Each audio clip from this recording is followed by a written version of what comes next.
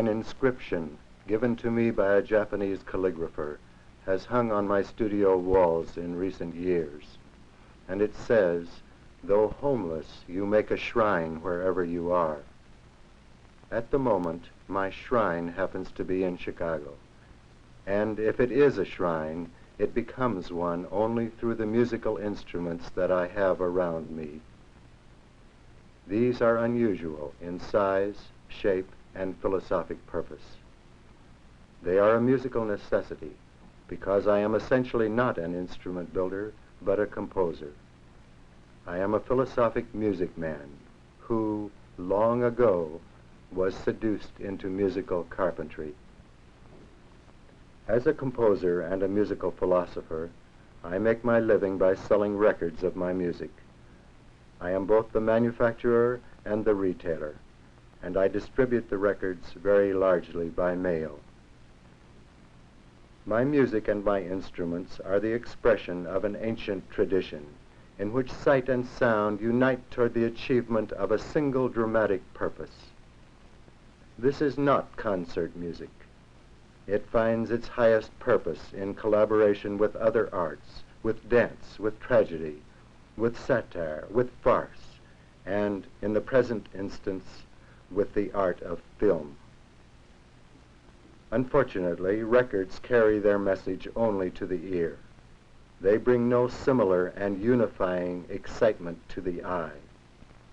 With film, it is possible for the eye to explain to the ear, and for the ear to fulfill the vision. Some 35 years ago, I began experimenting with musical scales different from the piano scale. And for theoretical and practical instrument building purposes, I determined on a 43 tone to the octave scale. Here is the scale on my chromelodeon, an adapted reed organ.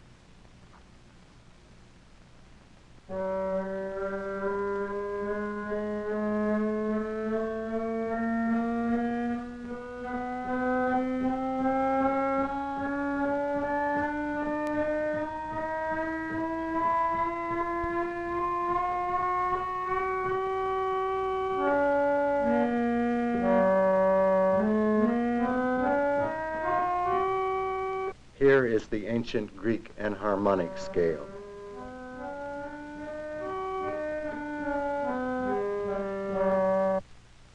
Now another ancient Greek scale.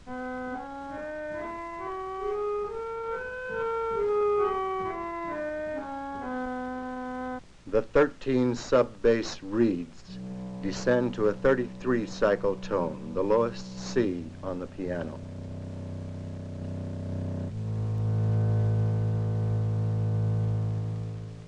Even lower tones are given by my marimba eroica, which has only 4 tones, but the lowest is about 22 cycles, an F below the lowest tone on the piano.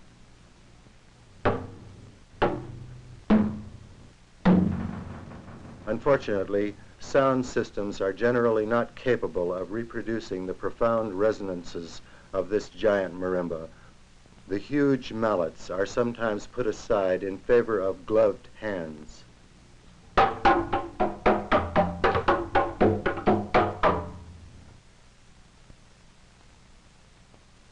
Going up the scale with the same type of instrument, the blocks become smaller, but this, the bass marimba, is still so large that the player must stand on a riser, as he does with the deeper marimba. The large mallets produce a full, resonant tone.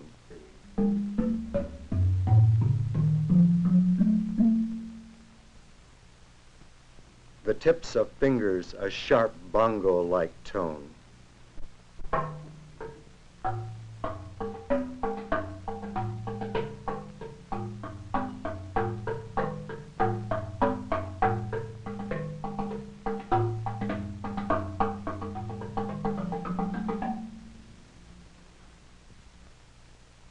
A completely different type of marimba is made from 64 sections of Philippine bamboo, each with a vibrating tongue cut in the open end. Boo is my name for this marimba.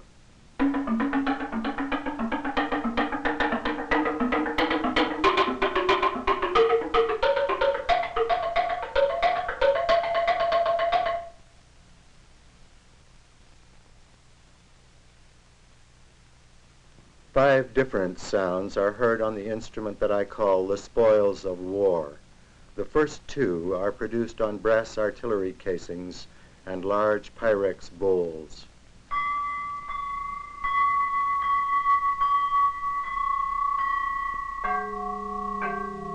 The third is a high block tone. The fourth, a deep tone. And the fifth is made on a piece of spring steel.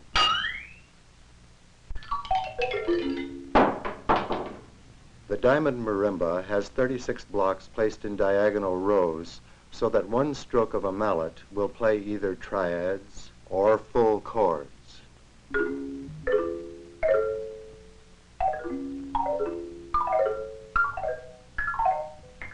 Right-hand strokes are major, while left-hand strokes are minor.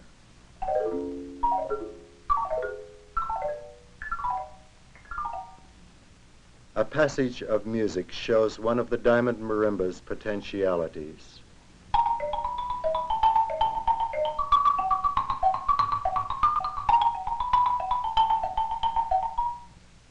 I call this instrument the cloud chamber bowls. The centers of the carboys from which they came were used in so-called cloud chamber experiments.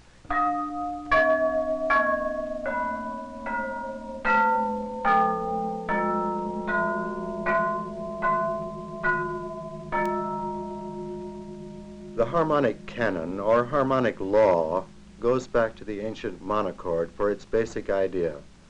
The monochord had 2 fixed bridges and a movable bridge between, with which ancient theorists determined their scales.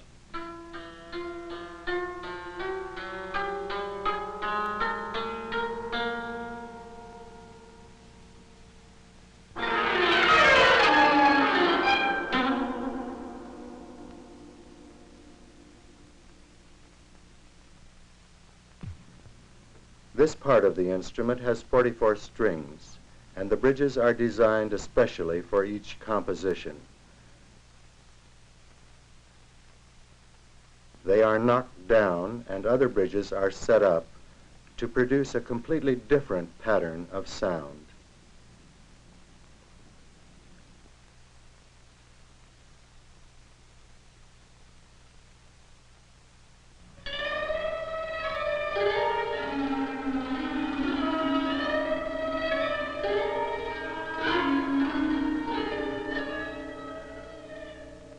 The twin half of the instrument also has 44 strings and still another bridge setting.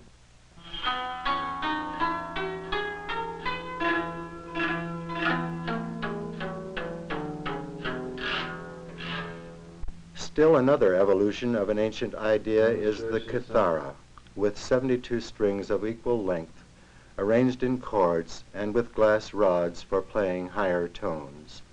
The long resonators are necessary in producing good low tones.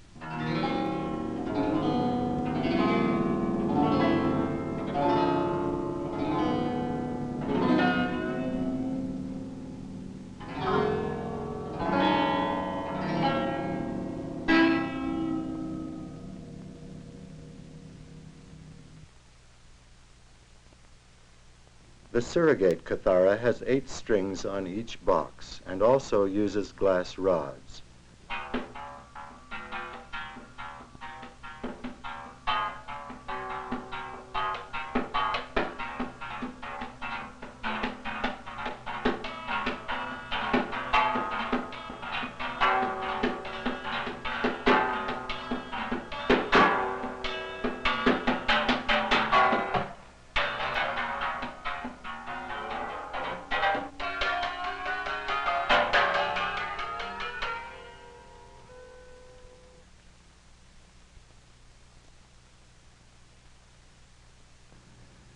In performing the music that I wrote for Madeleine Turtelot's film Windsong, I played 10 different instruments.